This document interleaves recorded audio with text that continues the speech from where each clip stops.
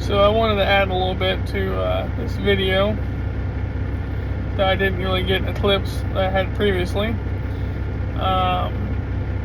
So the first two clips of the video sequence are me with driving the truck with the stock turbo and diesel auto power 150 horsepower rated injectors, and that setup I've had it for since 2014, and it's made 497 and 1202 foot-pounds of torque, so 500 horsepower, 1200 foot-pounds of torque area on 3 different dynos over the years, and actually 4 different dynos, and been working fine. I just wanted a bigger turbo for the hauling I do all the time, towing big trailers and whatnot. It gets a little hot in the hills. I got to turn the programmer all the way down to not overheat the truck.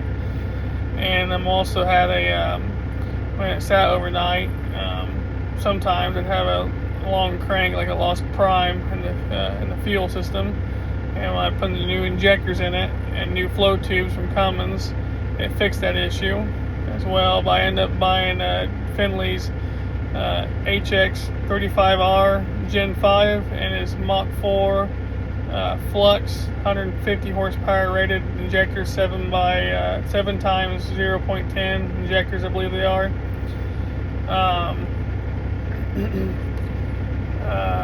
So far I've been really impressed with it all.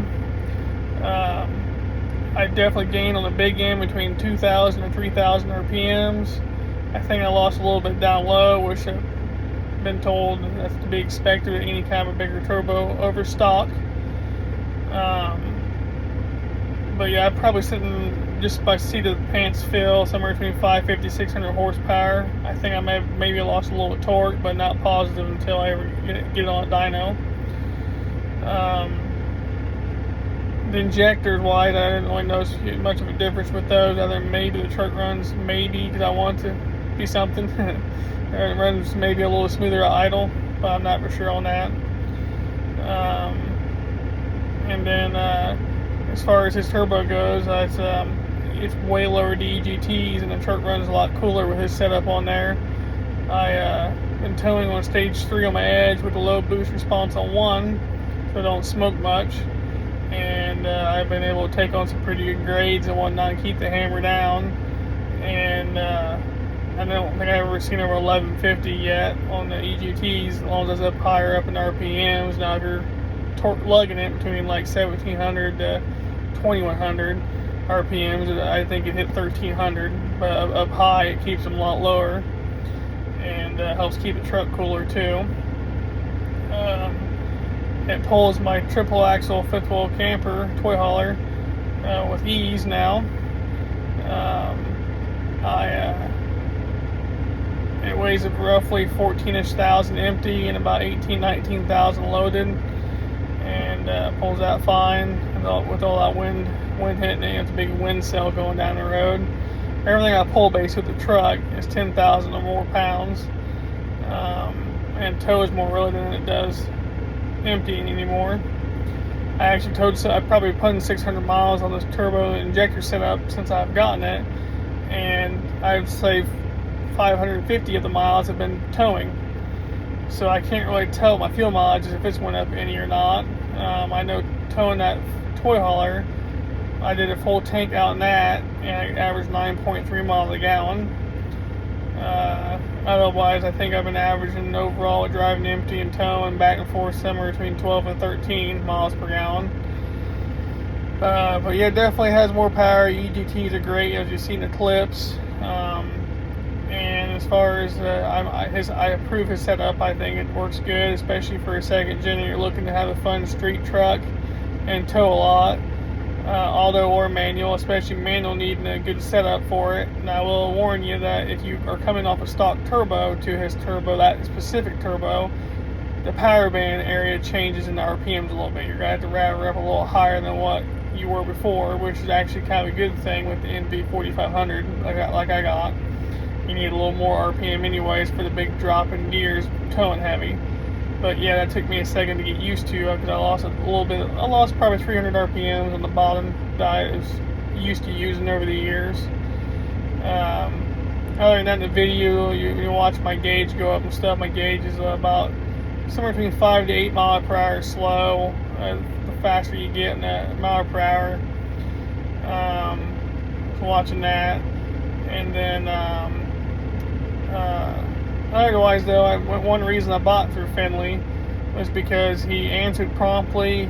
I bugged him a lot on questions and whatnot, and he answered all of them, so I felt obligated to buy from the guy for that reason there, and his customer service has been great. Everything he said he was going to do, he did.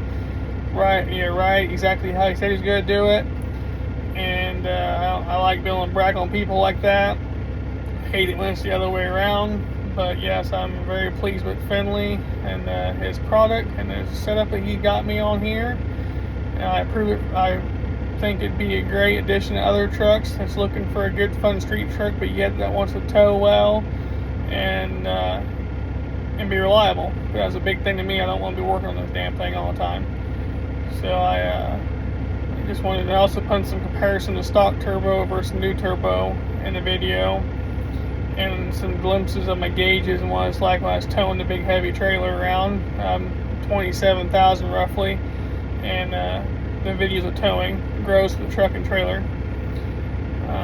Yep, I like the setup, and my review is I think you'd be happy buying his stuff. You'd definitely be happy with whatever he gives you or advice that he gives out. And he's a hell of a good guy, seems like. I know he sells a bunch of different turbos for different trucks, and I think wherever he tells you that you should get, you should listen. Very knowledgeable guy. That's about it. Yep, and I approve it. So something else I wanted to add, kind of forgot there in the first clip explaining things, is now in the first video of the truck going with a stock turbo, you'll see my EGT gauge doing weird things after I hit that bump, and it's because the probe went bad and I replaced it. And in the second clip, that was a new probe showing accurate EGT numbers before changing that turbo to the new one.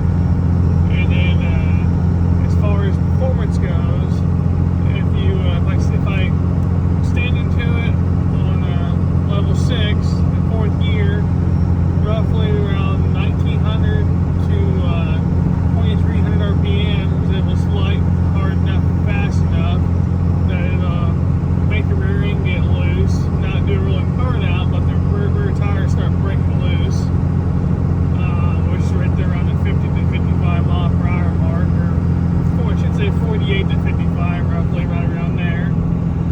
And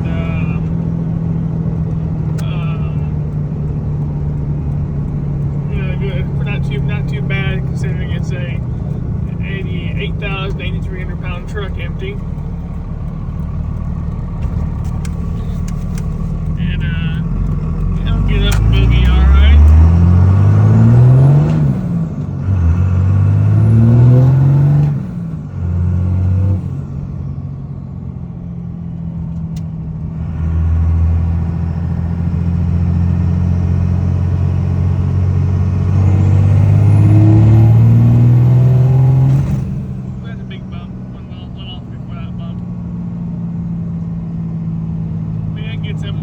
It's not even turned up all the way right now. So I just wanted to kind of speak on that before I have somebody comment on it about the EGT gauge. But yeah, it's a 1-ton truck with a 1,000-pound flatbed, or roughly right. I think it was a 1,100-pound flatbed, and I weighed it. So not too shabby. Runs pretty good for what it is. I'm not going to claim it's fast or nothing like that. To add that to it. Alright, I'm getting ready to start my review video for this truck here.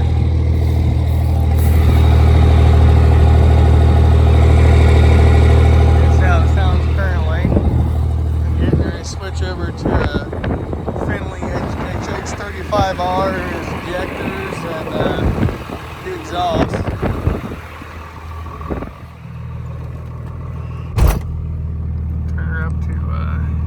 Here. I'm just going to show a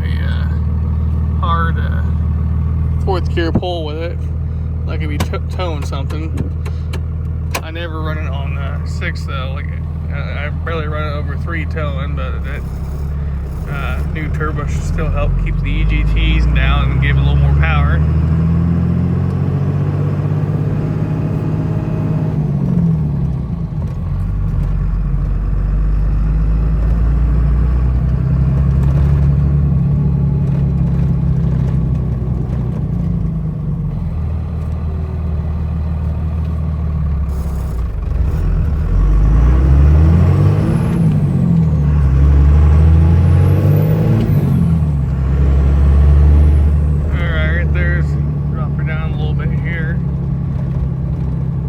Roughly 30 mile an hour.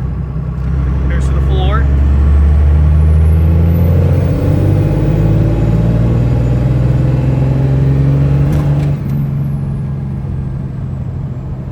That big hole kind of sucked. I'll do that again.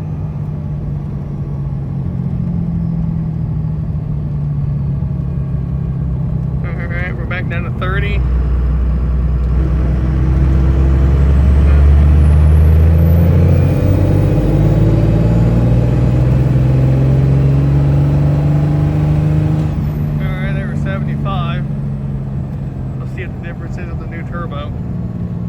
Injectors when I get on there.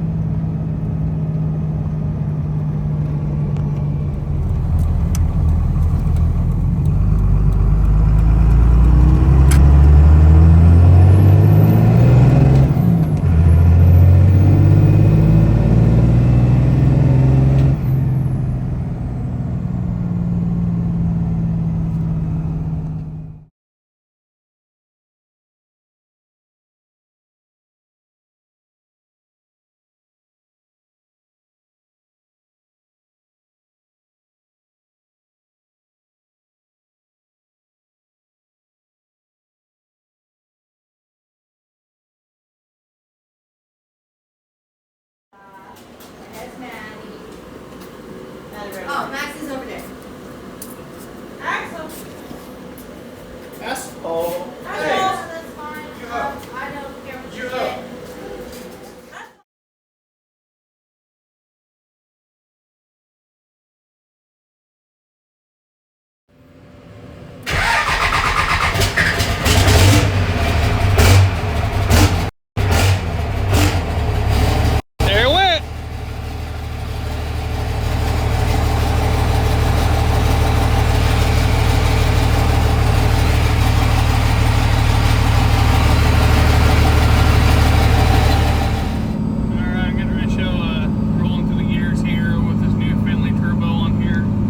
Hx35R Gen 5 here.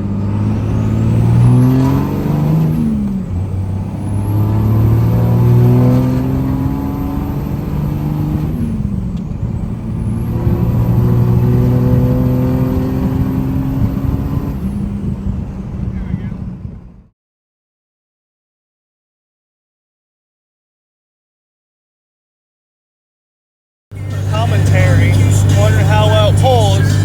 The RV running along about 68, 70 mile an hour right now.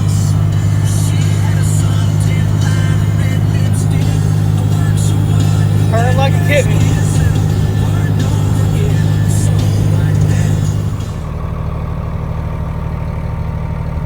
So this is the final segment to the review video. I went and hammered down with it through the gears. Definitely pulls harder. Engine runs a lot smoother with them injectors, I think. Sounds killer. Got a new exhaust on here too.